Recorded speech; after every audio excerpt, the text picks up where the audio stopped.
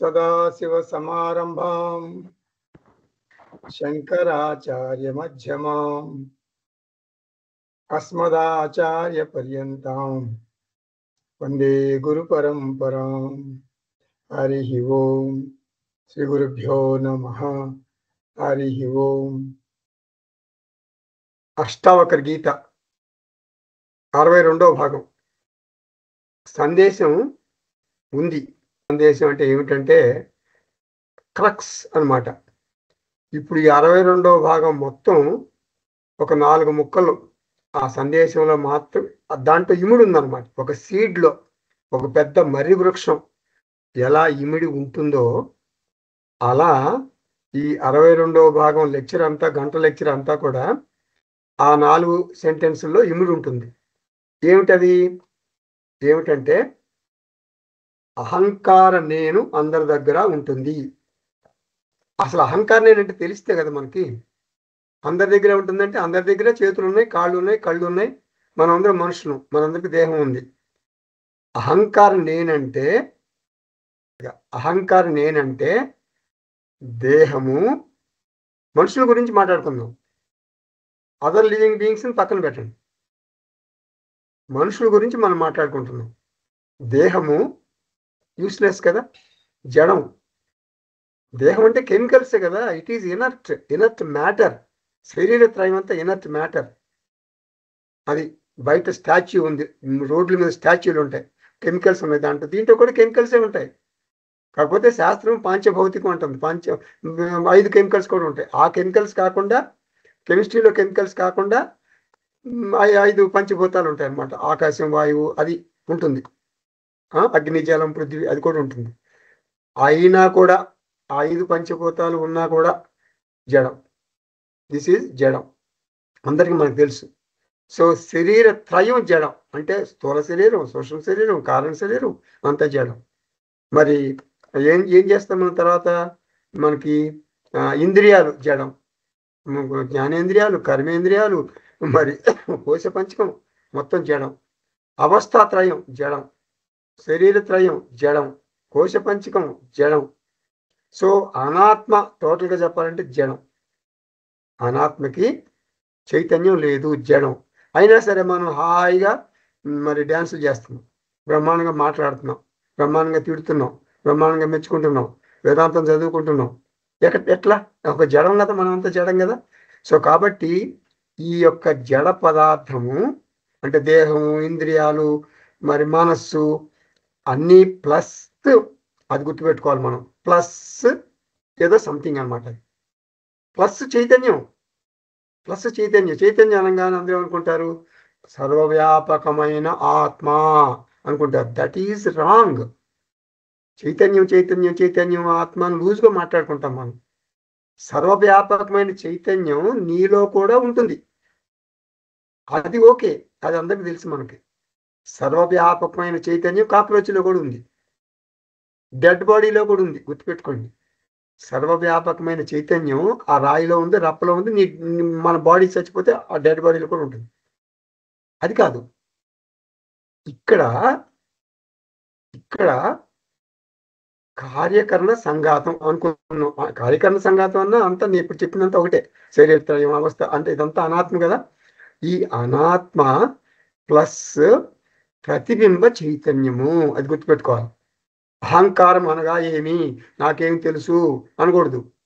అహంకారం అనగా దేహము, ఇంద్రియములు, మనస్సు ఇవన్నీ కలిపి ప్లస్ ఇవన్నీ చేయడం కదా. ప్లస్ ప్రతిబింబ చైతన్యము. ప్రతిబింబ చైతన్యాన్ని మనం చిదాభాస అంటాం, రిఫ్లెక్టెడ్ కాన్షియస్నెస్ అంటాం. ఇది గుర్తుపెట్టుకోండి. దిస్ ఈజ్ అహంకారం. సో ఇది తెలియకపోతే మీకు సందేశం అర్థం కాదు. సో ఇటువంటి అహంకారం ప్రతి మనిషి దగ్గర ఉంటుంది. వాడు రౌడీ షీటర్ అయినా కావచ్చు, వాడు రమణ మహర్షి అయినా కావచ్చు, అందరి దగ్గర ఉంటుంది. ఇది తప్పదు కదా. మరి దేహం అందరి దగ్గర ఉంటుంది కదా. దేహం ఉంటేనే కదా మనం మాట్లాడతాం, పనులు చేయగలుగుతాం. సో కాబట్టి అహంకారం నేను అంటే అది. అహంకారం నేను అందరి దగ్గర ఉంటుంది. షడ్వికారాలకు లోనవుతుంది. అస్థి, జాయితే, వర్ధతే, విపరిణమతే, అపక్షీయతే, వినశ్యతి. ఇది ఈ షడ్వికారాలు అంటే 6 వికారాలు మనం అందరం లోనవుతాం. అంటే మనం అంతా లివింగ్ బీయింగ్స్ కదా, అందరూ జ్ఞాని లివింగ్ బీయింగ్, అజ్ఞాని లివింగ్ బీయింగే కదా, అందరికీ లోనవుతాం. అది సమానమే. కాకపోతే లాస్ట్ ఏం జరుగుతుందంటే ఎవరికైనా సరే చనిపోతాం కదా, అంటే అహంకారం చనిపోతుంది. ఇక్కడ కూడా నీకు తెలియాలి ఒక విషయం, మనందరికి తెలియాల్సింది ఏంటంటే జననము అనగా ఏమిటి, చావు అనగా ఏమిటి. జననం అంటే ఏంటి, మరణం అంటే ఏంటి. జననం అనగా నేను చెప్పాను కదా శరీరత్రయం. శరీరత్రయం అంటే మీరు సింపుల్గా చెప్పాలంటే ఈ కనపడే శరీరం, స్థూల శరీరం. మనకు కనపడకుండా ఉంటుంది ఏంటి, అది మనస్సు. దాన్ని సూక్ష్మ శరీరం అనుకోండి, సింపుల్గా చెప్తున్నా. సో ఈ శరీరము మనసు కలిసిన ఎడల జన్మ, అంతే బస్. శరీరము మనసు విడిపోయిన ఎడల మరణము. ఈ శరీరము మనసు కలిసి ఉంటాయి. మనం చాలా చాలా చాలా పనులు చేస్తాము, చెడ్డ పనులు చేస్తాము, మంచి పనులు చేస్తాము, చనిపోతాం. చనిపోయినప్పుడు ఈ శరీరం మనం చాలా చాలా బ్యూటీషియన్స్ పెట్టుకుని ఎంతో ఖర్చు పెట్టి ఎన్నో లక్షలు ఖర్చు పెట్టినటువంటి అహంకారం ప్రదర్శించినటువంటి ఈ శరీరం అక్కడే ఉంటుంది. అందరూ చూస్తూనే ఉంటారు, అక్కడే ఉంటుంది. ఏమండి అన్నయ్య గారు అని పిలుస్తారు, ఎవ్వరు పలకరు. ఈ శరీరం నుంచి ఏ సమాధానం రాదు. అక్కయ్య గారు, అమ్మగారు, నాన్నగారు, అమ్మమ్మ, తాతయ్య ఏదైనా చెప్పు, నో సమాధానం. Dead body. శరీరం చనిపోయింది కదా, ఏం జరిగింది మరి అక్కడే ఉంది కదా, శరీరం అక్కడే ఉంది కదా, ముక్కులు చెవులు కళ్ళు అన్నీ ఉన్నాయి కదా, శరీరం అంతా ఉంది కదా. ఏం పోయింది శరీరంలో మనకేం తెలుసు, ఏం పోయింది, అసలు ఏం పోయింది మనకేం తెలియట్లేదు కదా. సైంటిస్టులు శరీరము బిఫోర్ డెత్ ఆఫ్టర్ డెత్ వాళ్ళు కూడా ఫెయిల్ అయిపోయారు, చెప్పలేకపోయారు ఏం పోయిందో. ఏం పోయిందంటే శరీరంలోంచి మనసు పోయింది. మనసు అంటే జడం, మళ్ళీ మనసు పోయిందంటే జడం పోయింది అనకూడదు. ఇది జడము అది జడమే, అది కాదు. అది మనం అర్థం చేసుకోవాల్సింది ఏంటంటే శరీరంలోంచి మనసు పోయింది అంటే మనసు కాదు పోయింది, మనసు ప్లస్ చిదాభాష. గుర్తుపెట్టుకోండి, మనసు ప్లస్ ప్రతిబింబ చైతన్యం. సో కొన్నాళ్ళు ఈ రెండు కలిసి ఉంటాయి కదా, మనం హాయిగా ఓ వావు అంటాం. తర్వాత ఇది ఇక్కడే వదిలిపెట్టి అది ఏం చేస్తుందంటే వెళ్ళిపోతుంది. ఎవరు, మనస్సు చిదాభాసతో కలిసి అంటే ప్రతిబింబ చైతన్యంతో కలిసి వెళ్ళిపోయి ఇంకొకరిని పట్టుకుంటుంది, ఇంకో శరీరానికి తగులుకుంటుంది, మళ్ళీ ఆ శరీరాన్ని వదిలిపెడుతుంది, ఇంకో శరీరాన్ని తగులుకుంటుంది. జననము మరణము, జననము మరణము, ఇది బేసిక్స్ అన్నమాట. ఇది అర్థమైతే మనం కొంచెం ముందుకెళ్ళొచ్చు. అహంకారం చనిపోతుంది అంటే దేహం చనిపోతుంది, దేహం చాలిస్తుంది. ఇది నివారించలేని సత్యం. జ్ఞాని వద్ద కూడా అహంకార నేను ఇలాగే ఉంటుంది. ఇంతవరకు జ్ఞానికి అజ్ఞానికి ఏమీ తేడా లేదు. జ్ఞాని యొక్క అహంకార నేను కూడా కర్మ సిద్ధాంతం ద్వారా మాత్రమే జీవనయాత్ర సాగిస్తుంది. మరి ఇక్కడ కర్మ సిద్ధాంతం అంటే మనకు తెలియాలి ఒక విషయం. కర్మ సిద్ధాంతం అంటే నేను చాలా మంచిదాన్ని. ఎంత మంచిదానంటే అట్లా కనపడితే వాళ్ళకి 50,000 ఇస్తా. అట్లా రోడ్డు మీద నా కారులో వెళ్తుంటే ఎవరు అనాథాశ్రమం కనపడితే ఒక 50 లక్షలు దిగి ఒరే చెక్కు రాయరా, ఒక 50 లక్షలు వాళ్ళకి చెక్కు రాయరా అంట. అటువంటి నాకు క్యాన్సర్ వస్తుందా చెప్పండి? అంటే ఎంత మంచివాడిని నేను, ఎంత మంచిదాన్ని, నాకు ఎందుకు ఈ ప్రాబ్లమ్స్ వస్తున్నాయి? నేను చేసింది అంతా మంచే కదా, పుట్టిన దగ్గర నుంచి మంచి చేశాను కదా, మా వంశానికి ఇంత ప్రతిష్ఠ ఉంది కదా. ఇట్లా ఆలోచించకూడదు. ఏమిటి సమాధానం? కర్మ సిద్ధాంతము. కర్మ సిద్ధాంతము కర్మ సిద్ధాంతం అనగా ఏమి? నా ప్రారబ్ధ కర్మ ప్రకారం నా జీవితం ఉంటుంది. దట్ ఈస్ కర్మ సిద్ధాంతం. నన్ను భగవంతుడు శిక్షిస్తున్నాడు, ఎందుకో తెలియదు, కసి కట్టాడు, నన్ను కత్తి కట్టాడు నా మీద. Then this is all nonsense. భగవంతుడు ఎవరి మీద కసి పెట్టుకోడు, కత్తి కట్టాడు. వీళ్ళకి పక్షవాతం ఇవ్వడు, వాళ్ళకి క్యాన్సర్ ఇవ్వడు, వాళ్ళకి ఇంకేదో ఇవ్వడు. అదంతా కూడా ఏది జరిగినా, ఏ ఇన్సిడెంట్ జరిగినా కర్మ సిద్ధాంతం ప్రకారం జరుగుతుంది. కర్మ సిద్ధాంతం అనగానే ప్రారబ్ధ కర్మను గుర్తుపెట్టుకోవాలి. ఈ ప్రారబ్ధ కర్మ ఎవరిది? నాది. జన్మ జన్మల కోట్ల కోట్ల కోట్ల కోట్ల జన్మల్లో నేను చేసుకున్నటువంటి కర్మ ఇప్పుడు ఒక చిన్న పొట్లం ప్రారబ్ధ కర్మలాగా వచ్చింది. మన ఫ్రిడ్జ్లో 20 రకాల కూరలు ఉంటాయి. ఈరోజు ఎన్ని కూరలు వండుతావు? 20 రకాలు వండేస్తావా? ఒక కూరగాయ బయటికి తీస్తావు, వండుకుంటావు. అలాగే మనకి సంచిత కర్మల్లో ఎన్నో కోట్ల కోట్ల కోట్ల సంచి నిండిపోయి ఉంటుంది కర్మ. ఆ సంచిత కర్మలోంచి ఈరోజు కూరగాయలు తీసుకుని ఈరోజు కూర ఎట్లా వండుకుంటాం ఫ్రిడ్జ్లోంచి, అలా ఒకటి ప్రారంధ కర్మలాగా తయారవుతుంది. ఆ ప్రారంధ కర్మ ఈజ్ కన్ఫైన్డ్ టు దిస్ దేహం. ఈ దేహానికి మాత్రమే కన్ఫైన్ ఉంటుంది అది. ఆ ప్రారంధ కర్మ సంచిత కర్మల్లోంచి వచ్చిందనమాట ఇది. అంతే, ఇది కర్మ సిద్ధాంతం. సో కర్మ సిద్ధాంతం ద్వారా జీవనయాత్ర సాగిస్తుంది. ఎవరు? జ్ఞాని యొక్క అహంకారం నేను కూడా గుర్తుపెట్టుకోండి. జ్ఞాని అహంకారం నేను తుడిచిపెట్టలేడు. అంటే ఇది మనం అహంకారం అంటే దేహమే కదా. ఈ దేహ సమస్యలను తుడిచిపెట్టలేం. ఇప్పుడు నేను చెప్పాను కదా, ఎంతో మంచివాడు రమణ మహర్షి, ఆయనకి ఎందుకు వచ్చింది సర్కోమా? ఎంతో మంచివాడు రామకృష్ణ పరమహంస, ఆయన గొంతు క్యాన్సర్ ఎందుకు వచ్చింది? ఎంతో మంచివాడు స్వామి వివేకానంద, 46 జబ్బులు ఉన్నాయి ఆయనకి.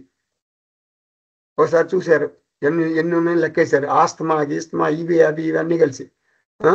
ఆయనంత ఆరోగ్యవంతుడు, ఆయనంత గొప్ప యోగా చేసేవాడు ఎవరు ఉండరు. మరి ఆయనకి 46 జబ్బులు ఉన్నాయి. అంటే రుగ్మతులు, దేహ రుగ్మతులు వివేకానందకి ఎందుకు వచ్చినాయి చెప్పండి? సో కాబట్టి ఇవన్నీ కూడా జ్ఞాని యొక్క అహంకారం నేను కూడా కర్మ సిద్ధాంతం ద్వారా మాత్రమే పనిచేస్తుంది. జ్ఞాని తుడిచిపెట్టలేడు, తీసేయలేడు. పట్ నా కర్మ సిద్ధాంతం, నా యొక్క కష్టాలన్నీ పోయి ఓన్లీ సుఖంగానే ఉండగలుగుగాక నేను అని ఉండదు అట్లా. జ్ఞానికి తను బతికి ఉన్నంత వరకు అది సాధ్యం కాదు. మనం జ్ఞాని గురించి మాట్లాడుతున్నాం. జ్ఞాని బతికున్నంత వరకు అది సాధ్యం కాదు. మరి ఎలా వస్తుంది? జ్ఞానికి నిత్యానందం ఎలా వస్తుంది? నాకు ఎప్పుడు ఒక విషయం గుర్తొస్తుంది. రమణ మహర్షి అంత షూటింగ్ పెయిన్, ఆ సర్కోమా అంటే అసలు ప్రపంచంలో ఉన్న పెయిన్ అంతా దాంట్లోనే ఉంటుందంట. అంత బాధ భరిస్తూ నవ్వేవాడు, జోకులు వేసేవాడు రమణ మహర్షి. ఒక ట్రీట్మెంట్ జరుగుతుంది, జలగలను తీసుకొచ్చారు. జలగ అంటే లీచ్ అంటారు కదా, జలగలాగా రక్తం తాగుతున్నాడు అంటారు కదా. అలాంటి జలగలను తీసుకొచ్చి ఆ సర్కోమా పుండుకి అతికిస్తారు, అంటే పెడతారు అక్కడ. ఆ సర్కోమాలో ఉన్నటువంటి బ్యాడ్ బ్లడ్ అంతా కూడా ఆ జలగలు తాగేస్తాయి అనమాట. అది ఒక ట్రీట్మెంట్. ఆ ట్రీట్మెంట్ చేయటానికి జలగలను తెస్తే ఆ జలగలు అక్కడ పడిపోయి ఉంటే జోకేశారు రమణ మహర్షి. ఆ వాటికి ముక్తి వచ్చేసింది, జీవన్ముక్తి, చూడండి చక్కగా ఎలా ఉన్నాయో అవి అని వాటి మీద జోకేశారు. అది జ్ఞానులు ఎన్ని కష్టాలు ఉన్నా కూడా బయటికి నవ్వుతూనే ఉంటారు. బయటకంటే యాక్ట్ చేస్తారని కాదు, వాళ్ళంటే ఆత్మానందంలో ఉంటారు. అనాత్మ సమస్యల్ని అంతగా లెక్కలోకి తీసుకోరు. ఇప్పుడు రమణ మహర్షికి పెయిన్ లేదా? ఆయన భగవంతుడు అవుతారు అండి, ఆయనకి ఎందుకు పెయిన్ ఉంటుంది? ఇలాంటి పిచ్చి పిచ్చి మాటలు మాట్లాడకూడదు. దేహం అన్న తర్వాత అందరికీ ఒకటే పెయిన్ ఉంటుంది. వాళ్ళు ఏంటంటే ఇగ్నోర్ చేస్తారు. ఇది దేహం కదా, నేను కాదు కదా, నేను చైతన్యం కదా అని ఆ పెద్ద నేను బయటికి తీసుకొచ్చి చిన్న నేన్ని ఇగ్నోర్ చేస్తారు. మరి జ్ఞానికి నిత్యానందం ఎలా వస్తుంది? ఇప్పుడు నేను చెప్పింది ఎలా వస్తుందంటే, జ్ఞాని వ్యావహారిక నేనుతో పాటు పారమార్థిక నేను కొత్తగా తెచ్చిపెట్టుకున్నాడు. అంతే. మనం చెప్పుకున్నాం క్లాసులో, చిన్న గీత చెరపకుండా దాన్ని పెద్ద చేయాలి అంటే ఏం చేశాడు? వేర్బలు దాని పక్కన ఒక పెద్ద గీత గీశాడు, సరిపోయేలా. అలా తన సమస్యల్ని తను ఎత్తుకెదిగి తను పరిణితి చెంది తను పారమార్థిక స్థితిలోకి వెళ్ళి తన వ్యవహారిక స్థితిని ఇగ్నోర్ చేస్తారు జ్ఞానులు. మనం విమానం ఎక్కుతాం, అట్లా వెళ్తాం. 56 అంతస్తుల బిల్డింగ్లు కనపడతాయి, 60 అంతస్తుల బిల్డింగ్లు కనపడతాయి, 4 అంతస్తుల బిల్డింగ్ కనపడతాయి, ఏమీ లేకుండా మామూలుగా చిన్న చిన్న బిల్డింగ్స్ కనపడతాయి. చూస్తుంటాం కొంచెం పైకి, ఇంకొంచెం పైకి వెళ్ళగానే అన్ని బిల్డింగ్లు కూడా ఇంచుమించు ఒకే హైట్లో ఉన్నాయా అనిపిస్తాయి. ఎందుకు అనిపిస్తాయి? మనం ఎదిగాము, మనం బాగా ఎత్తుకెదిగాం. అలా పారమార్థిక స్థితిలోకి ఎదిగితే ఈ దేహ సమస్యలు మనకి కనపడవు. పారమార్థిక స్థితిని, వ్యవహారిక స్థితి తాకలేదు. కాబట్టి పారమార్థిక నేను కొత్తగా తెచ్చిపెట్టుకున్నాడు ఎవరు? జ్ఞాని. వ్యవహారిక నేనుతో పాటు తెచ్చిపెట్టుకున్నాడు. ఇప్పుడు సందేశం చదువుతున్నాను, నేను సందేశం మీకు ఎక్స్ప్లెయిన్ చేస్తున్నాను. ఈ సందేశం జాగ్రత్తగా అర్థం చేసుకున్నారంటే ఇంకా మొత్తం ఈ లెక్చర్ అంతా దీని మీద ఆధారపడి ఉంటుంది అనమాట. పెద్ద నేనును ఆవాహన చేసుకోవటం ద్వారా చిన్న నేనును జ్ఞాని పట్టించుకోడు. అందుకే అహంకార సమస్యలు, అనాత్మ సమస్యలు జ్ఞానికి భారం అనిపించవు. ఇంతే, ఇదే సందేశం. నేను ఇంకొక మాట చెప్తున్నాను, ఏమిటంటే శ్రీకృష్ణుణ్ణి, శ్రీరాముణ్ణి, వాళ్ళంతా అవతార పురుషులు కదా, దేవుళ్ళు కదా, శ్రీకృష్ణుణ్ణి శ్రీరాముణ్ణి కూడా అవమానించింది ఈ లోకం. జ్ఞానులకు కూడా దూషణలు తప్పవు. అంతే. ఎందుకంటే వారి శరీరాన్ని మరి ధరించారు కదా. దోషణలు అంటే క్రిటిసిజం అనమాట, నలుగురు క్రిటిసైజ్ చేస్తారు అది. సో జ్ఞానులకు కూడా దోషణలు తప్పవా అంటే తప్పవు. ఇప్పుడు మనం ప్రవేశిద్దాం 62వ భాగం అష్టావకర గీత. మనం ఎక్కడున్నామంటే 18వ అధ్యాయంలో 57వ శ్లోకంలో ఉన్నాం. 57వ శ్లోకం. ఇప్పుడు ఈ అష్టావకర గీతల శ్లోకాలన్నీ కూడా ద్విపదలు, అంటే అమృత గుళికలు అనమాట. 2 సెంటెన్స్లు ఉన్నటువంటి అమృత గుళికలు. మనకి ఇంచుమించు భగవద్గీతలో కూడా అంతే కదా. సో కాబట్టి భగవద్గీత స్టైల్లో మీరు చదవచ్చు. నాకు ఏ స్టైలు, నాకేమొచ్చండి స్టైలు గీలని అంటే మీ ఇష్టం వచ్చినట్టు చదువుకోవచ్చు. కర్తవ్యతైవ సంసారః కథాం పశ్యంతి సూరయః శూన్యాకారా నిరాకారాః నిర్వికారా నిరామయాః.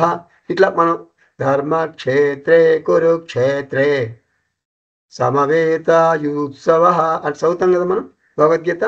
ఆ స్టైల్లో మీరు చక్కగా మీరు మధురంగా, ఇది ఏంటంటే ముఖ్యంగా వేదాంత నిధి ధ్యాసనం. నిధిధ్యాసనం అంటే చాలా మందికి మళ్ళీ నిధిధ్యాసనం అంటారు, ఏంటండి అంటారు. అంటే ఇవన్నీ బేసిక్స్ తెలియాలి. నిధిధ్యాసనం అంటే ఎవరి మీద ఆధారపడకుండా నేను ఆత్మను అని తన మీద తనే ఆధారపడి ఉండగలగటాన్ని, ఉండగలిగేటట్టుకు సాధన చేస్తారు. ఆత్మస్థితిలో ఉండటానికి సాధన చేస్తారు. దాన్ని నిధిధ్యాసనం. అది ఆ సాధన కంప్లీట్ అయితే ఇక ఆత్మస్థితిలో ఉన్నట్టే.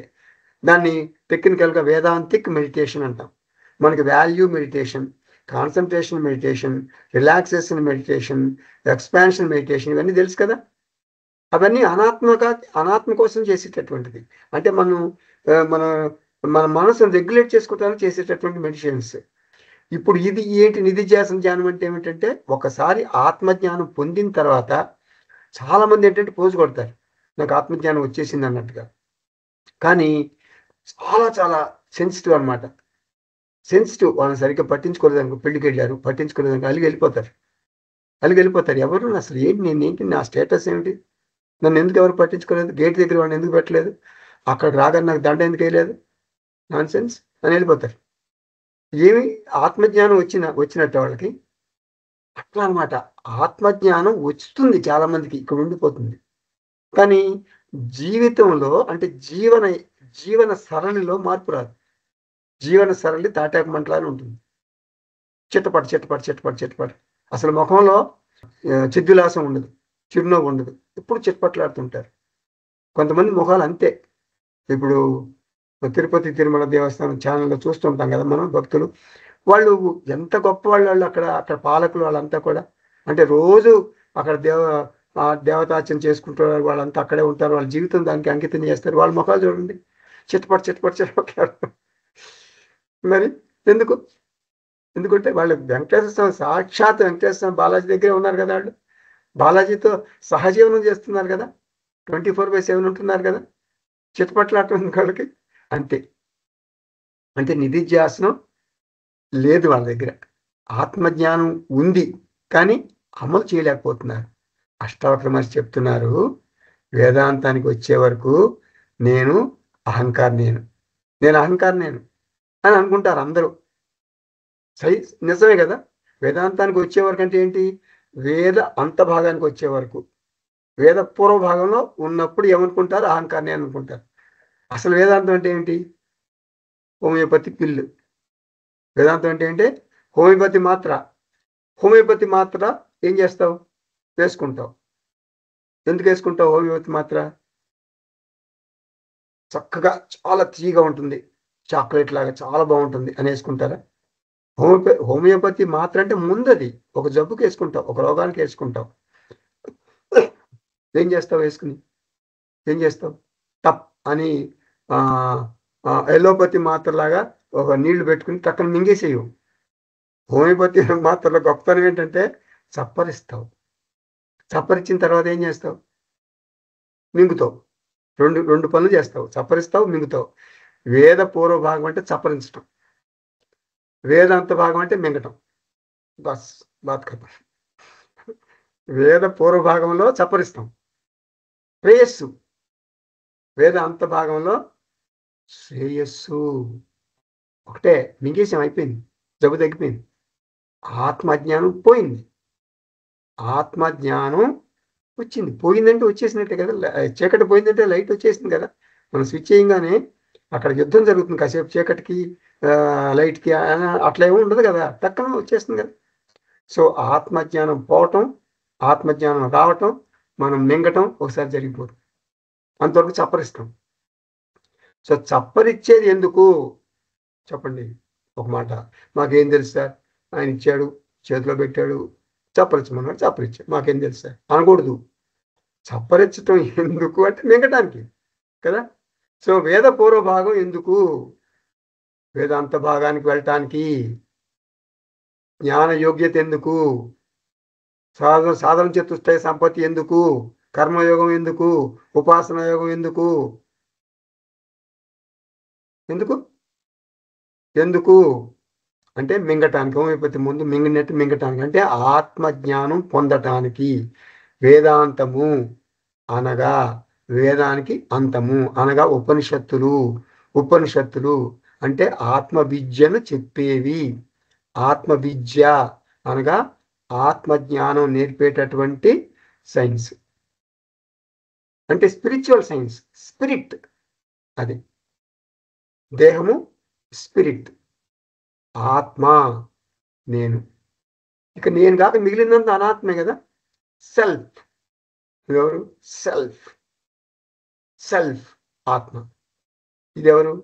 నాన్ సెల్ఫ్, ఆత్మ కానిది అనాత్మ. లోపల మనసు ఎవరు? సెల్ఫ్ కానిది, నాన్ సెల్ఫ్. ఇలా అర్థం చేసుకోవాలి మనం. సో ఇలా అర్థం చేసుకోవటానికి ఒక ఒక నాంది పలుకుతుందన్నమాట నిధిధ్యాసనం అంటే. అలా నిధిధ్యాసనం పూర్తయితే చక్కగా జ్ఞానం అయిపోతాడు. మొదట్లో కొంచెం కష్టం ఉంటుంది, తర్వాత నిధిధ్యాసనం పూర్తి అయిపోయిన తర్వాత ఆటోమేటిక్గా. రోజు మార్నింగ్ నిద్ర లేచి ఒక కుర్చీలో కూర్చుని లైట్లు తీసేసి కళ్ళు మూసుకుని నేను మనిషిని, నేను మనిషిని, నేను మనిషిని అని ఎవరన్నా చేస్తారా? జ్ఞానం చేస్తారు? చేయరు కదా. ఎందుకు చేయరు? వాళ్ళు మనిషి అని వాళ్ళకి తెలుసు, పక్కగా తెలుసు. ఒరేయ్ నువ్వు మనిషివా, నువ్వు దున్నపోతువురా అని ఒక 100 మందిని అక్కడ నుంచోబెట్టండి బయట రోడ్డు మీద. నుంచోబెట్టి వీడిని వెళ్ళమనండి. 100 మంది ఒక్కొక్కళ్ళ దగ్గరికి వెళ్ళగానే సెల్యూట్ చేయకుండా వాళ్ళు ఏమంటారు? నువ్వు దున్నపోతువురా, ఒరేయ్ నువ్వు దున్నపోతువురా అని ఎంతమంది అన్నారు? 100 మంది అన్నారు. ఆ పక్కన ఇంకో 10 మంది ఉంటారు, వాళ్ళు కూడా నువ్వు దున్నపోతువురా వాళ్ళు అన్నారు. అంటే ఎంతమంది? 110 మంది అన్నారు. అప్పుడు ఇంటికి వచ్చేసి ఒక పెద్ద అద్దం ముందు నుంచుని నేను దున్నపోతున్నా అని చూసుకుంటాడా? చూసుకోడు. ఎందుకని? ఎంతమంది దున్నపోతున్నా కూడా అతను మనిషి అని అతనికి తెలుసు. అలా ఉపనిషత్తు బోధ విన్న తర్వాత వేదాంత విద్యార్థికి, స్పిరిచువల్ బెంట్ ఆఫ్ మైండ్ ఉన్నవాడికి, స్పిరిచువల్ సైన్స్ చదువుకున్న వాడికి స్పిరిచువల్ గ్రోత్ జరుగుతుంది. అంటే ఆ వేదాంతం అర్థమవుతుంది, ఉపనిషత్తు బోధ అర్థమవుతుంది, ఆత్మవిద్య అర్థమవుతుంది. ఆత్మవిద్య అర్థమైతే ఆత్మజ్ఞానం వస్తుంది కదా. అలా ఆత్మజ్ఞానం వస్తే నేను మనిషిని నాకు తెలుసు అండ్ నేను ఆత్మను. నాకు తెలుసు. అహం బ్రహ్మ అస్మి, నాకు తెలుసు. అహం బ్రహ్మాస్మి. రే బడుద్దాయి దున్నపోతా అంటే వాడు ఫీల్ అవుతాడో అది వేరే విషయం. వాడు నేను మనిషి అనుకున్నాడు కదా, అంటే ఆత్మజ్ఞానం రానప్పుడు నేను మనిషి అనుకుంటాడు. ఆత్మజ్ఞానం రానప్పుడు నేను మనిషి అనుకుంటాడు. మనిషిని కాదు, మేము ఫలానా క్యాస్టు, మేము ఫలానా విత్తనం, ఫలానా సబ్ క్యాస్టు, మా సబ్ క్యాస్టు ఆ సబ్ క్యాస్ట్ కంటే గొప్పది. మా సబ్ క్యాస్ట్ తెలంగాణలో ఓసీ, ఆంధ్రాలో బీసీ. ఇలా కథలు కథలు వినిపిస్తారు. అర్థమైంది కదా. అంటే దేహ అభిమానం అనమాట అదంతా. వ్యవహారిక నేను, అదంతా వ్యవహారిక నేను. వేదాంతానికి వచ్చిన తర్వాత ఆర్ యూ హ్యూమన్ బీయింగ్ అంటే అంటే స్పిరిచువల్గా మాట్లాడుకుంటున్నాం మనం. ఆర్ యూ హ్యూమన్ బీయింగ్ అంటే ఐఎమ్ ఏ హ్యూమన్ బీయింగ్ అని అంటాం బయటికి. కాబట్టి వేదాంతానికి వచ్చిన తర్వాత ఆత్మజ్ఞాన నిష్ఠ, ఆత్మ అభిమాన నిష్ఠ, అనాత్మ అభిమాన త్యాగ. దిస్ ఈజ్ నాలెడ్జ్, ఆత్మజ్ఞానం. ఏంటది? మనం చేసేటటువంటి సాధన. నువ్వు ఏదన్నా సాధన చేయి, ఏం చేస్తావు? ఒకటే ఎజెండా. ఏమిటది? ఆత్మ అభిమాన నిష్ఠ, అనాత్మ అభిమాన త్యాగ. అంటే అనాత్మ అభిమానం తగ్గిపోవాలి, తగ్గుతూ తగ్గుతూ రావాలి. ఆత్మ అభిమానం పెరుగుతూ పెరుగుతూ రావాలి. నువ్వే కాదు, నీ భార్య కాదు, నీ పిల్లలు కాదు, నీ కుటుంబం అంతా ఇంతే. మీ అంత నీకు నీచ నికృష్టులు ఇంకొకళ్ళు లేరు. ఇట్లా తిడతారు అనుకోండి మన ఎవరైనా, వాళ్ళు కదిలిపోతారు కదిలిపోతారు కదిలిపోతారు. ఒక ఆయన నాకు చెప్పాడు, మన శిష్య బృందంలో వాళ్ళే. అతను చాలా ఇన్సిడెంట్ జరిగింది అతనికి. అతను పైసలు ఇచ్చాడు ఎవరికో, కొన్ని లక్షలు ఇచ్చి నాకు పొలం కొని పెట్టి అన్నాడు. ఎక్కడో ఒక చోట, గుంటూరు అనుకుంటా. పొలం కొన్నాడు, ఎవరిని పంపించాడు. ఆ అమ్మాయి ఒక లేడీ, అంటే దగ్గర బంధువులే. ఆవిడ ఈయన చెప్పినట్టుగా డబ్బులంతా ఖర్చు పెట్టింది, మంచిగా పొలం కొంది, తన పేరు రాయించుకుంది. చూడండి, యాక్చువల్లీ ఈయన పొలం కొని తన పేరు రాయించమన్నాడు. అక్కడ రిజిస్టర్ ఆఫీసులో అన్నీ చేస్తారు కదా, తన పేరు రాయించేసుకుంది. రాయించేసుకుంటే అమ్మ కొన్నావు కదా కాగితాలు ఇవ్వమంటే ఇవ్వాల. ఇదిగో అదిగో బ్యాంక్ లాకర్లో పెట్టానుందా ఏది ఇవ్వాల. చివరికి ఇట్ ఈస్ ప్రూవ్డ్ ఆవిడ మోసం చేసిందని. ఈయన ఏమంటాడు తెలుసా? పోయింది, ₹1,00,00,000 పోయిందో 2 కోట్లు పోయిందో అదంతా జరిగింది. ఈయన ఏమంటాడంటే నాతో, ఆవిడ్ని నుంచోబెట్టి అటు మొహం తూర్పేపుకు పెట్టి నేను ఆవిడ వెనకాల నుంచుని, నేను మంచి బాటా బూట్ వేసుకుని, ఆ బాటా బూట్తో ఆవిడ వీపు మీద ఒక తన్నాలనుంది గురువుగారు. ఏమంటారు దీన్ని? ఇది అంటే ఇలా మనం దేహాత్మానం పెంచేసుకుంటాం. అది అది తగ్గాలి. ఆత్మ అభిమాన నిష్ఠ, అనాత్మ అభిమాన త్యాగ. ఇది జరుగుతుంది జరుగుతుంది జరుగుతుంది. ఎలా జరుగుతుంది? నిధిధ్యాసనం ద్వారా జరుగుతుంది. అహంకార నేను యొక్క జీవిత చరిత్ర ఎలా ఉంటుంది తెలియదు. చెప్పాను కదా, డబ్బులు ఇచ్చి పొలం కొనమంటే ఆవిడ పేరు పెట్టుకుంటుందా? అది ఎట్లా తెలుస్తుంది మనకి? అన్ప్రెడిక్టబుల్, ఊహించలేము. అన్కంట్రోలబుల్, నియంత్రించలేము. అన్సస్టైనబుల్, అది నిలకడ లేనిది. మరి కర్మ సిద్ధాంతం ప్రకారం సుఖాలు వస్తాయి, సుఖాలు పోయి కష్టాలు వస్తాయి. అహంకార నేను అస్థిరం, అస్థిరం, నమ్మశక్యం కాంది, నిరంతరం మార్పులకు లోనవుతుంది. ఒడిదుడుకులు, మనకి అర్థం కాని ఎత్తుపల్లాలు. మన జీవితాలు అంతే, ఎవరి జీవితాలు అంతే, అయోమయంగా ఉంటుంది. భార్యాభర్త చిలక గోరింకల బ్రహ్మాండంగా ఉంటారు. పేపర్లో ఒబ్బిచ్చిడి కాలంలో ఆవిడ చనిపోయినట్టు వస్తుంది. చాలా స్టన్ అయిపోతాం. మనకు బాగా తెలిసిన వాళ్ళే ఫోటో చూస్తాం. ఏంటంటే నిన్నటిదాకా బాగానే ఉన్నారండి. ఒక భార్యాభర్త చాలా అందంగా ఉంటారు. వెళ్తున్నారు వెళ్తున్నారు వెళ్తున్నారు, మార్నింగ్ వాక్ వెళ్తుంటే ఆ భార్య మీద కొబ్బరి చెట్టు పడి చనిపోయింది. భర్త బాగానే ఉన్నాడు, భార్య మీద కొబ్బరి చెట్టు 100% ఆవిడ మీద పడింది. On the spot died. ఎవరన్నా అసలు చుట్టుపట్టం ఏంటండి? మనుషులు మార్నింగ్ వాక్ చేస్తుంటే మార్నింగ్ వాక్ చేస్తుంటే చెట్టు పడుతుందా, చచ్చిపోతుందా? దిస్ ఈజ్ అనాత్మ. అయోమయ జీవితం, అనాత్మ లక్షణం, అనాత్మ స్వభావం. అహంకారానికి భవిష్యత్తులో మంచి జరుగుతుంది అనుకుందాం అనుకుందాం అది తెలియక భవిష్యత్తులో జరగబోయే చెడును ఊహించుకుని ఆందోళన చెందుతుంది అహంకారం. నేను ఇప్పుడు నాకు రేపు లాటరీలో ఒక 20 కోట్లు వస్తుంది లాటరీలో. అది నాకు తెలియదు కదా, రేపు అంటే భవిష్యత్తు కదా.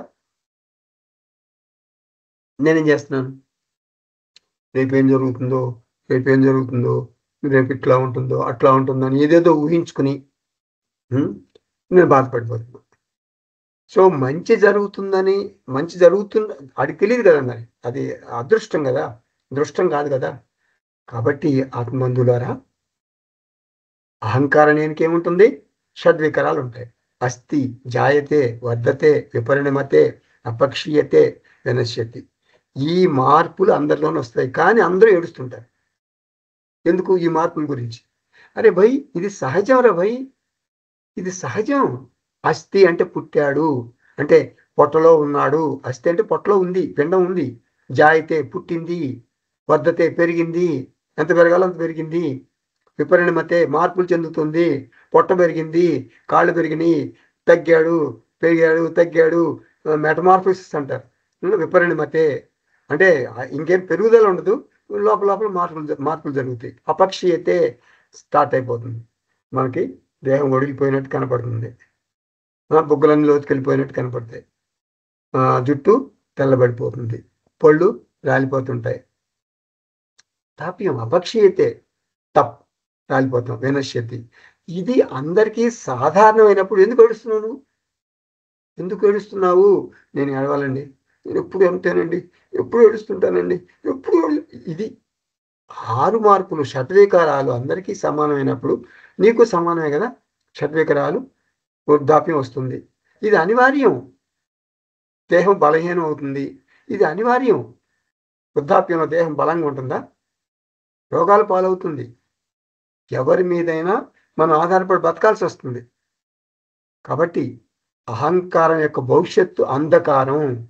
అంతిమంగా అహంకారం చనిపోతుంది, అంటే దేహం చాలిస్తుంది. ఇది నివారించలేని సత్యం. ఈ అహంకారం నేను అందరి దగ్గర ఉంటుంది, నేను చెప్పేది అది. ఆ జ్ఞాని వద్ద కూడా ఇలాగే ఉంటుంది.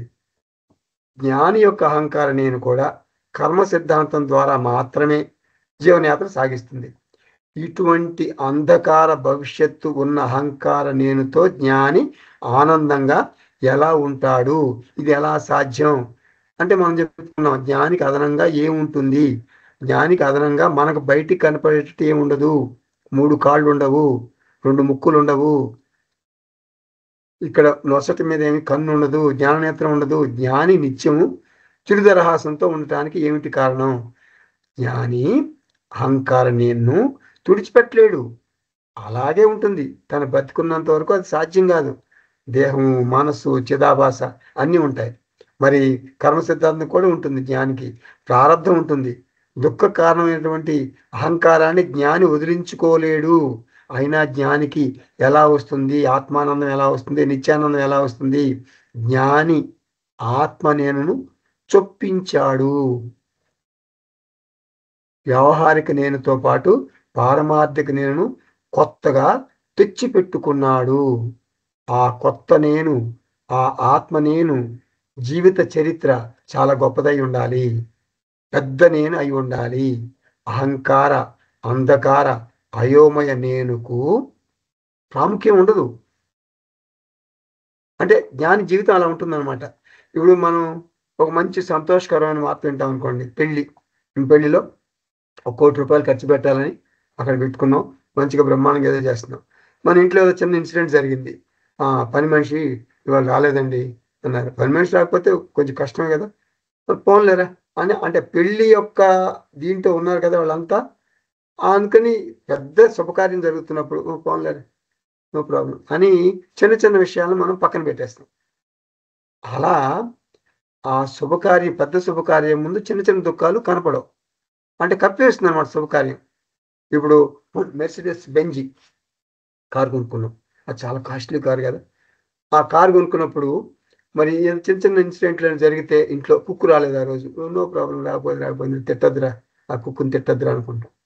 అంటే చిన్న చిన్న సమస్యలు మనకు గుర్తురావు. కాబట్టి కప్పివేయబడతాయి. సమస్యలు అట్లాగే ఉంటాయి, కానీ అవి కప్పివేయబడతాయి. ఎందుకంటే మనం మెర్సిడెస్ బెంజ్ కారు కొన్నాము, ఆ రోజు కప్పివేస్తాము, లెక్క చేయం. అలాగే జ్ఞానికి ఒక పెద్ద శుభకార్యం ఉంది. ఏమిటది? తన నిజ స్వరూపం తెలిసింది, తన ఉన్నత స్వభావం తెలిసింది, తన స్వస్వరూపం తెలిసింది. సత్ సత్ చిత్ ఆనంద నేనే, సచ్చిదానంద స్వరూపం ఆత్మ నేనే. ఇది పెద్ద నేనంటే. పెద్ద నేనంటే ఇది నిధిధ్యాసనం ద్వారా పెద్ద నేనును స్థిరంగా బలంగా ఉండేటట్లు చూసుకుంటాడు. ఎవరు? జ్ఞాని. చిన్న నేను నువ్వు పెద్ద నేను కప్పివేస్తుంది, బయటకు కనపడదు. అంధకార అహంకార అయోమయ నేను అంటే నిరంతరం మార్పుకు గురయ్యేటటువంటి చిన్న నేను కప్పివేయబడుతుంది అనమాట. జ్ఞాని తెలివిగా తన పెద్ద నేనుతో, దానికి ప్రాముఖ్యం కప్పివేయటం అంటే ఏదో మట్టి కప్పినట్టు కప్పుతాడని కాదు. చిన్న నేనుకి ప్రాముఖ్యత ఇవ్వడు, చిన్న నేను పట్టించుకోడు.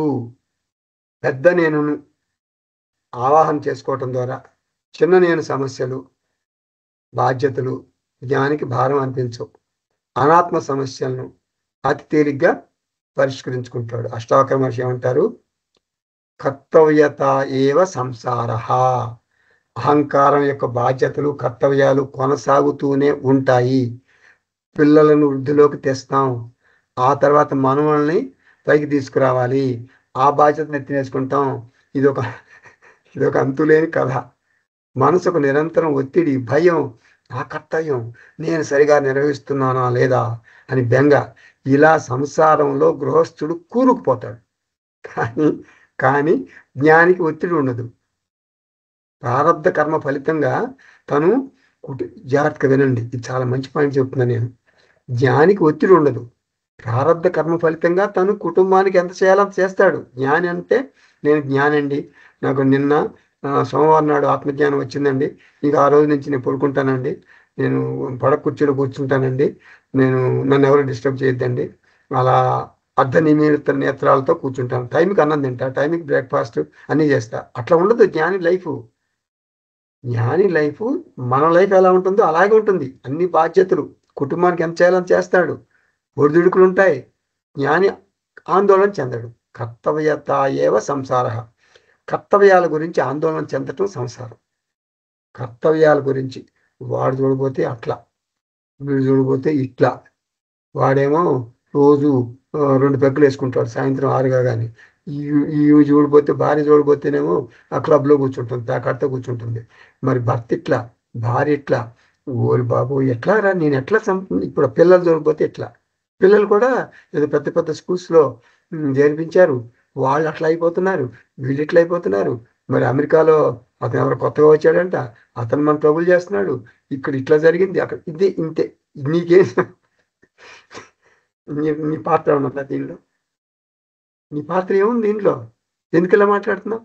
ఇది కర్తవ్యాల గురించి ఆందోళన చెందటమే సంసారం. అంటే పరిస్థితుల గురించి ఆందోళన చెందితే కుటుంబ బాధ్యతలు బాగా నిర్వహిస్తున్నట్లు లెక్క. అమ్మా నాకు చాలా బాధగా ఉందమ్మా, ఎట్లా నెగ్గుకొస్తుందో 4 పిల్లలు, నిజంగా అమ్మా కష్టం అమ్మా. ఇట్లా ఎంత ఆందోళన చెందితే అంతగా కర్తవ్య నిర్వహణ చేస్తున్నట్టు అని అనుకుంటారు చాలామంది. కుటుంబ సభ్యుల మీద బాగా ప్రేమ ఉన్నట్టు. ఇదొక పిచ్చి సిద్ధాంతం. వేదాంతం జీర్ణించుకున్న వాటు అంటే జ్ఞాని కుటుంబం గురించి ఆందోళన చెందడు. గుర్తుపెట్టుకోండి, ఇప్పుడు నేను చెప్పిన మాటలన్నీ జ్ఞాని జీవితంలో కూడా జరుగుతాయి. జ్ఞానికి భార్య పిల్లలు, ఈ కష్టాలు, ఈ సుఖాలు అన్నీ ఉంటాయి, కానీ ఆందోళన చెందడు. కాబట్టి అతను ఏమంటారు జ్ఞానిని? ఏమిటి వీడు నిమ్మకు నీరెత్తినట్టు కూర్చుంటాడు, ఆ పడక కుర్చీలో కూర్చుంటాడు, కదలడు రాడు. మనమంతా ఆందోళన చెందుతున్నాం కదా, అవును నిజమే అని అంటే ఏమిటి వీడు అని విమర్శిస్తారు. బాధ్యతలు తెలియవు, కుటుంబ సమస్యలు పట్టవు. మరి ఈ మధ్య అష్టావక్ర గీత క్లాస్ అంటున్నాడు, అష్టావక్ర గీత క్లాస్కి వెళ్ళిపోయి చెడిపోయాడు. ఆయన ఎవరో విష్ణుప్రసాద్ గారంట. ఆయన మరి ఆయన ఎంతవరకు పాటిస్తాడో మనకు తెలియదు, కానీ వీడు ఆ అష్టావకర గీత క్లాస్కి వెళ్ళిన దగ్గర నుంచి బండరాయిలాగా తయారయ్యాడు అంటారు. ఆయనే జరగొట్టాడు. ఆ విష్ణుప్రసాద్ కనపడితే నాలుగు కడిగేయాలి. మోక్షం అంటే ఆందోళన లేకుండా కర్తవ్యాలు నిర్వహించటం, ప్రారంధాన్ని ఉన్నట్టుగా సేకరించటం. అది తెలియదు కుటుంబ సభ్యులకి కదా. కుటుంబ సభ్యులు ఏమనుకుంటారు, వీడు పడకుర్చీలో తాపే కూర్చున్నాడు అనుకుంటారు. కుటుంబ సభ్యులకు ఎవరి ప్రారంధం వారికి ఉంటుంది, నువ్వు మార్చలేవు. అసలైన విషయం చెప్తున్నాను, వినండి జాగ్రత్తగా. కుటుంబ సభ్యులకు ఎవరి ప్రారంధం వారికి ఉంటుంది, నువ్వు మార్చలేవు. వారి ప్రారంధాలని కూడా స్వీకరిస్తాడు జ్ఞాని. ఆందోళన చెందడు. అంటే కుటుంబ సభ్యులు ఎలా వాళ్ళకి ప్రారంభం ఇచ్చినట్టు ఎలా జరుగుతుందో అవన్నీ సిచ్యువేషన్స్ అన్ని స్వీకరిస్తాడు. పరిస్థితులు ఇదంతా ఎందుకో మాట చెప్తాను, పరిస్థితులు మన ఆధీనంలో ఉండవు, ప్రవర్తన మన ఆధీనమే కదా. అలా ఉంటాడనమాట. ఆందోళన చెందడు. బాధ్యతలు, కర్తవ్యాలు నిర్వహిస్తాడు ప్రశాంతంగా. కుటుంబ సభ్యులు, లోకం తనని గురించి ఏమనుకుంటున్నారు అని హైరాణ పడ్డు. కుటుంబ సభ్యులను తృప్తిపరచటం గుర్తుపెట్టుకోండి, మనందరికీ పనికొచ్చే మాట. కుటుంబ సభ్యులను తృప్తిపరచటం మన లక్ష్యం కాదు. కుటుంబ సభ్యులను తృప్తిపరచటం మన లక్ష్యం కాదు. తృప్తిపరచలేము.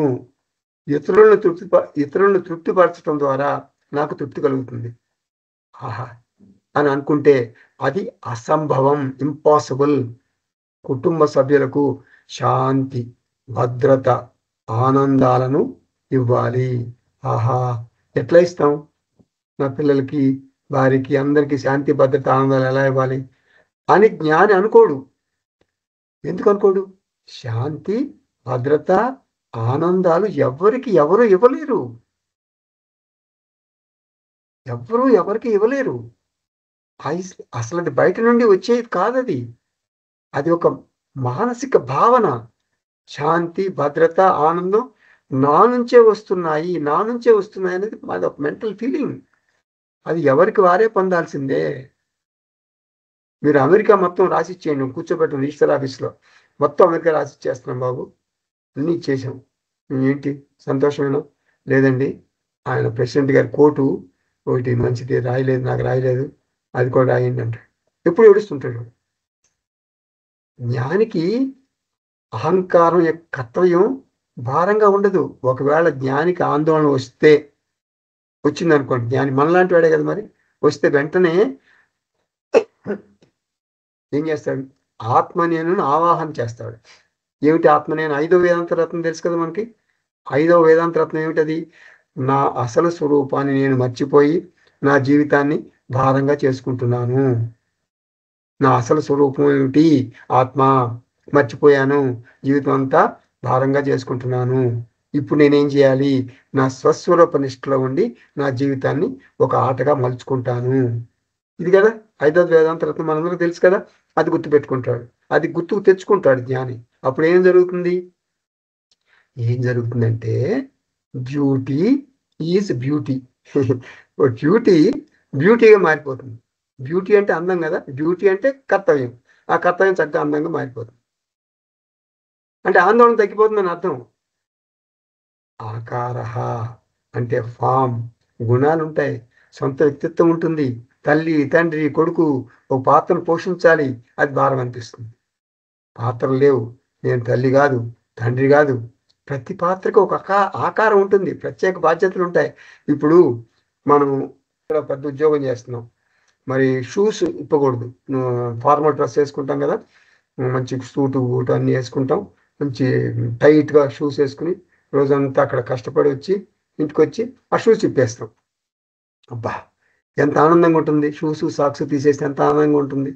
అలాగే జ్ఞాని గ్రీన్ రూమ్లోకి వెళ్ళి ఏమంటాడు? తన పాత్రను తీసేస్తాడు, నిరాకారాహ అవుతాడు. నేను తల్లిని కాదు, నేను కొడుకుని కాదు, చిదానంద రూప శివోహం తీసేస్తాడు. శూన్య ఆకారాహ అంటే పాత్రను తీసేస్తాడు. పాత్రను తీసి మనం మరో పాత్ర తగిలించుకుంటాం. మనం ఎవరి గురించి ఏడుస్తాం? ఇప్పుడు మన గురించి మనం వేయడం, అవి వాడు ఎట్ట బతుకుతాడు, వీడు ఎట్ట బతుకుతాడు, ఈ సమాజం ఏమైపోతుంది, అసలు మన హిందూ మతం ఏమైపోతుంది, ఇప్పుడు ఇట్లా అట్లా ఇట్లా, ఇది మనం ఏదైతే ఏడుస్తాం కదా. సో భవిష్యత్తు గురించి బెంగ ఉండదు. మరొక పాత్రను తగిలించుకోడు, ఉన్న పాత్రని పక్కన పెడతాడు. భవిష్యత్తు గురించి బెంగపడ్డు, మనుమల భవిష్యత్తు గురించి, వారికి పెళ్ళి అవుతుందా లేదా అని ఇట్లా ఆందోళన చెందడు. జ్ఞానికి ఆందోళన ఉండదు. మనుమల గురించి తల్లిదండ్రుల కంటే చూడండి, తల్లిదండ్రుల కంటే 100 రెట్లు ఎక్కువగా తాత అమ్మమ్మలు ఆందోళన చెందుతుంటారు. సుఖ ప్రారంధం ఉంది, దుఃఖ ప్రారంధం ఉంది, ఏముంటుంది దానికి? సాక్షి చైతన్యాన్ని తరచుగా చేసుకోవాలి, ఆవాహన చేసుకోవాలి, అప్పుడు ఆందోళన ఉండదు. 58వ శ్లోకం. అకుర్వన్నపి సంక్షోభాత్ వ్యగ్ర సర్వత్ర మూఢధీః కుర్వన్నపి తు కృత్యాని కుశలో హి నిరాకులః. మూఢుడు అంటే అజ్ఞాని, ఏ పని చేయకున్నా కూడా ఎప్పుడు ఆందోళనతో సతమతమవుతూ ఉంటాడు. జ్ఞాని అంటే ఆత్మజ్ఞాని, ఏ పని చేస్తున్నా కూడా నిశ్చయ జ్ఞానంతో శాంతంగా ఉంటాడు. అది అంటే సమస్యలు కొంతమంది అనుకుంటారు, అంటే ఒకళ్ళు చూసి ఒకళ్ళు అనుకుంటారు అనమాట. గృహస్థులు చూసి అనాథలు ఈడ్చిపడతారు. అనాథలు అంటే ఏంటి? ఏమీ లేదు ఆవిడికి, ఎవరో ఇంత పిచ్చం వేస్తే తింటాడు. గృహస్థులు ఏమనుకుంటారు? సన్యాసం చూసి వీళ్ళు ఈడ్చిపడతారు. సన్యాసి జీవితం చాలా మంచిది, ఆశ్రమానికి వెళ్ళి కొన్ని రోజులు ఉంటారు, అక్కడ ఆనందిస్తారు. అంటే ప్రవృత్తి మార్గంలో ఉన్న వారికేమో నివృత్తి మార్గం మంచిది అనిపిస్తుంది. నివృత్తి మార్గం అంటే సన్యాస మార్గం మంచిది అనిపిస్తుంది. మనం ప్రవృత్తి మార్గంలో ఉన్నాం. అష్టావక్ర మహర్షి అంటారు, 2 మార్గాల్లోనూ లాభాలు ఉన్నాయి, నష్టాలు ఉన్నాయి. ఇదమిద్దంగా ఇది గొప్పది అని చెప్పలేము. అసలు బాధ్యతలు ఇట్లా ఆలోచించేవాళ్ళు అది బాగుంటుంది, ఇది బాగుంటుంది ఆలోచించేవాళ్ళు ఇద్దరు సంసారులే. అంటే అజ్ఞాని సన్యాసి అయినా కూడా బాధ్యతలు ఏవి లేనప్పటికీ, సన్యాసికి బాధ్యతలు ఏమి ఉండవు కదా, లేనప్పటికీ కూడా భయం వేస్తుంది అతనికి. ఎందుకు? ఏకాంతం, ఎప్పుడు ఏకాంతంలో ఉంటాడు కదా సన్యాసి. కాబట్టి సన్యాసికి అసలు మెయిన్ ప్రాబ్లం ఒకటి ఉంది చెప్పనా. సన్యాసి అంటే మన స్వామీజీలు అనుకోండి పని. మన స్వామీజీకి ఏం చేస్తాం మనం? మన కష్టాలు చెప్పుకుంటాం.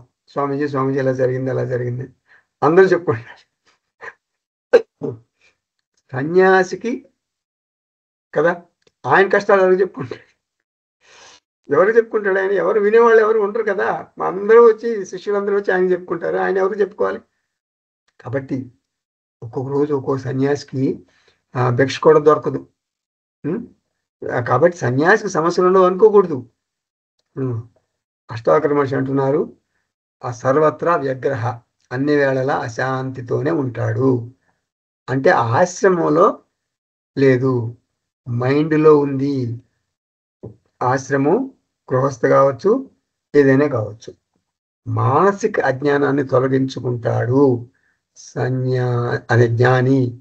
అహంకారానికి ఏమనుకుంటాడు? సమస్యలు ఎప్పుడు ఉంటాయి. అహంకారానికి సమస్యలు ఎప్పుడు ఉంటాయి. అది ఏ ఆశ్రమైనా సరే, నేను సాక్షి చైతన్యంగా వీక్షిస్తే సమస్యలు సంఘటనలుగా మారిపోతాయి. సమస్యలు సంఘటనలు అంటే గుర్తుపెట్టుకోండి. సమస్య అంటే నా సమస్య, మా పక్కింట్లో ఎవరో చనిపోయారు, మా ఇంట్లో ఎవరో చనిపోయారు, నేను ఎట్లా బయటపడాలి ఈ కష్టంలోంచి, ఇది సమస్య. సంఘటన అంటే ఇప్పుడు ఈనాడు తీసాం, ఒబిచ్యురీ కాలంలో ఎవరో ఒక ఆయన చనిపోయాడు, ఆ ఫోటో కూడా బ్రహ్మాండంగా ఉంది, గీసాలు ఉన్నాయి, date of birth, date of death ఉన్నాయి, అది సంఘటన. అయ్యో చనిపోయాడు, ఇంత అందంగా ఉన్నాడు, చక్కగా చనిపోయాడా పాపం అనుకుంటాం. ఆందోళన ఉంటుందా మీరు? ఆయన మీకు తెలియదు కదా ఆయన ఎవరో, అందుకని ఆందోళన ఉండదు కదా. సో కాబట్టి అది సంఘటన. అంటే సమస్యలు సంఘటనలుగా మారిపోతాయి, ఆందోళన ఉండదు. దృక్పథం మారింది, యాటిట్యూడ్ మారింది. సమస్యలను ఒక దృశ్యంగా, ఒక ఆబ్జెక్టుగా, తను సాక్షి సబ్జెక్టుగా చూస్తాడు జ్ఞాని. సమాజానికి ఒక మార్గదర్శిగా, మోడల్గా జీవిస్తాడు. సన్యాసి జీవన విధానం చూసి అసలు మోడల్ అన్నమాట, రోల్ మోడల్ అయిన సన్యాసి జీవన విధానం చూసి మనందరం కూడా, మన పరమార్థానంద కదా మన గురువు గారు, ఆయన జీవన విధానం చూసి ఏమనుకుంటాం, అబ్బా వేదాంతం నేర్చుకోవాలి, వేదాంతం అధ్యయనం చేయాలి, ఆయనలాగా జ్ఞానం పొందాలి అని చూపిస్తాం కదా. ఇప్పుడు మనకి డైరెక్ట్ గురువులు గురు దంపతులు, వాళ్ళని చూస్తే ఏమనుకుంటాం, వాళ్ళు మనలాగే దంపతులు, వాళ్ళకి పిల్ల చెల్ల అందరూ ఉన్నారు, వాళ్ళకి కుటుంబ సమస్యలు అన్నీ ఉన్నాయి. కానీ మనం ఏమనుకుంటాం గురు దంపతులను చూసి, ఎప్పుడు చిరుదరహాసంతో ఉంటారు, ఎప్పుడు చక్కగా నవ్వుతూ ఉంటారు. మరి వాళ్ళలాగా మనం కూడా ఉండగలిగితే బాగుండు, వాళ్ళు మనకు రోల్ మోడల్ అనుకుంటాం కదా. సో అది ఒక పెద్ద అడ్వర్టైజ్మెంట్ అనమాట. మన గురువు గారు మనకు ఒక పెద్ద అడ్వర్టైజ్మెంట్, మన స్వామి పరమార్థానంద మనకు ఒక అడ్వర్టైజ్మెంట్, మన గురు దంపతులు మనకు ఒక అడ్వర్టైజ్మెంట్. ఇది శాస్త్రానికి శాస్త్రానికి అంటే మన సనాతన ధర్మానికి ఇది సన్యాసి చేసేటటువంటి గొప్ప సేవ. ఇంతకంటే ఏం సేవ కావాలి? కలత చెందకుండా ప్రశాంతంగా ఉంటాడు, చెలించడు, తన బాధ్యతలను భారం అనుకోడు. కృత్యాని అంటే డ్యూటీస్ అన్నమాట. అంటే శ్లోకంలో కొన్ని మాటల గురించి చెప్తున్నాను. 59వ శ్లోకం.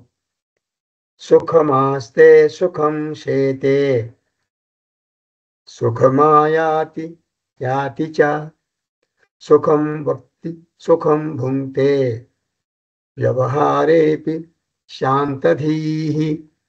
ఆత్మానందం ఎలా వస్తుంది? ఇప్పుడు దుఃఖాలు ఉంటాయి, సుఖాలు ఉంటాయి.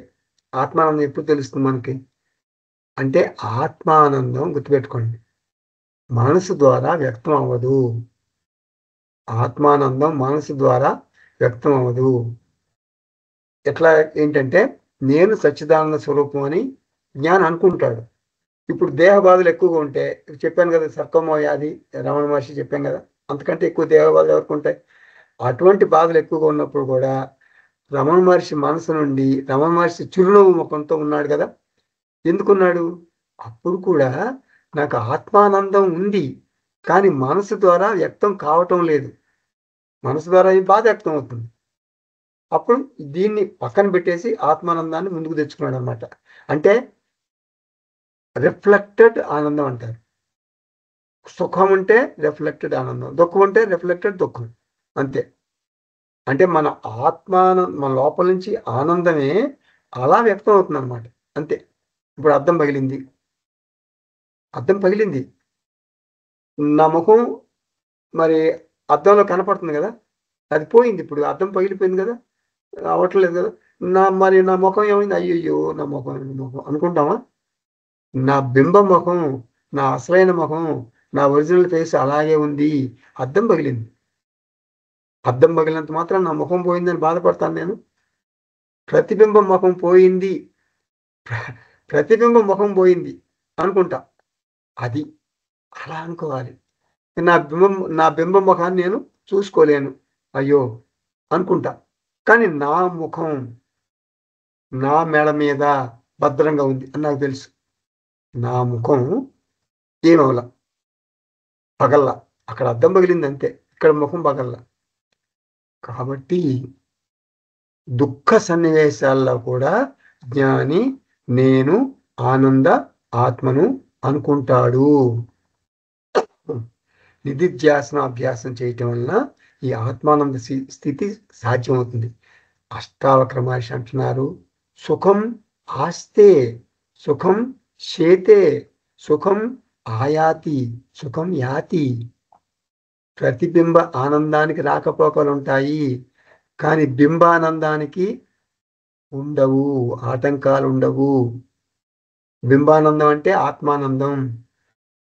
అది ఇప్పుడు సన్యాసి ఉన్నాడు అనుకోండి, భిక్షలో ఏం లభిస్తే అది స్వీకరించాలి. భవతి భిక్షాందేహి అంటాడా? భవతి వడాదేహి, భవతి మసాలా దోశ దేహి, భవతి అంటాడా? అట్లా అంటాడా? ఉంటుంది కదా. అది ఒకప్పుడు సుఖ ప్రారంభం ఉంటుంది, ఒకప్పుడు దుఃఖ ప్రారంభం ఉంటుంది. కాబట్టి శ్రీకృష్ణుడిని అవమానించారు. మరి శ్రీకృష్ణుని కంసుడు, దుర్యోధనుడు, కర్ణుడు, దుశ్శాసనుడు ఎంత అవమానించారు. మరి శ్రీరాముడు అవమానాన్ని ఎదుర్కొన్నాడు లేదా? ఏమిటి దాని అర్థం?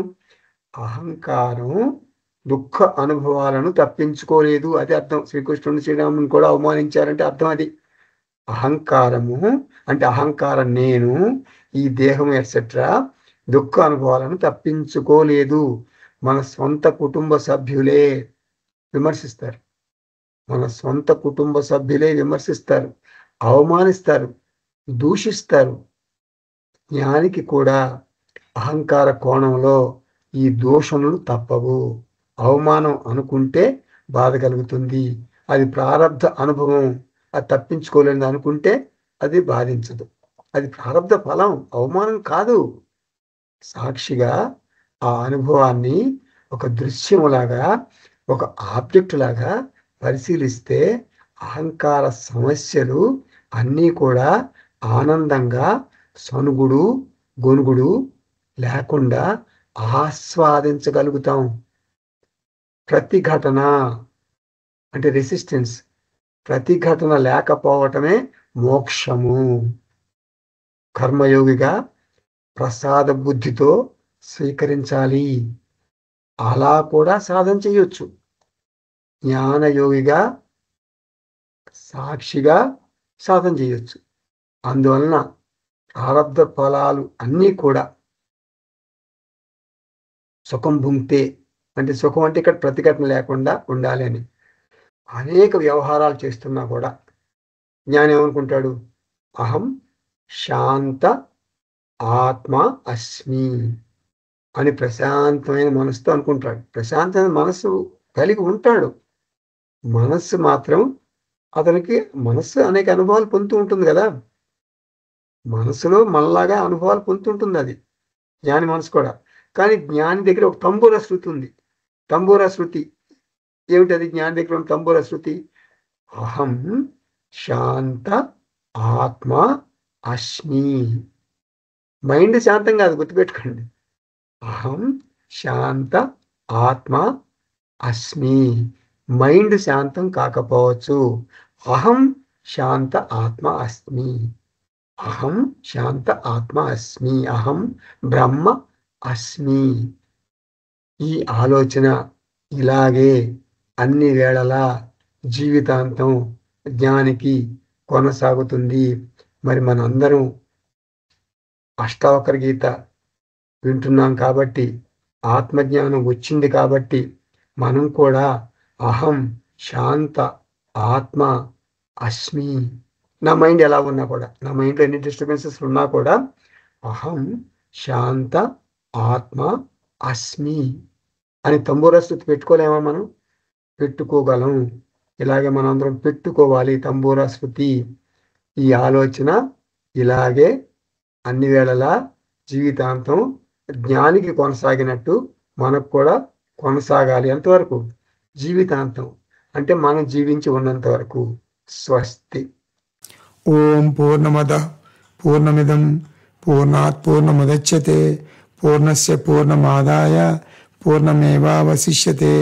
ఓం శాంతి శాంతి శాంతి. హరి ఓం. శ్రీ గురుభ్యో నమః. హరి ఓం.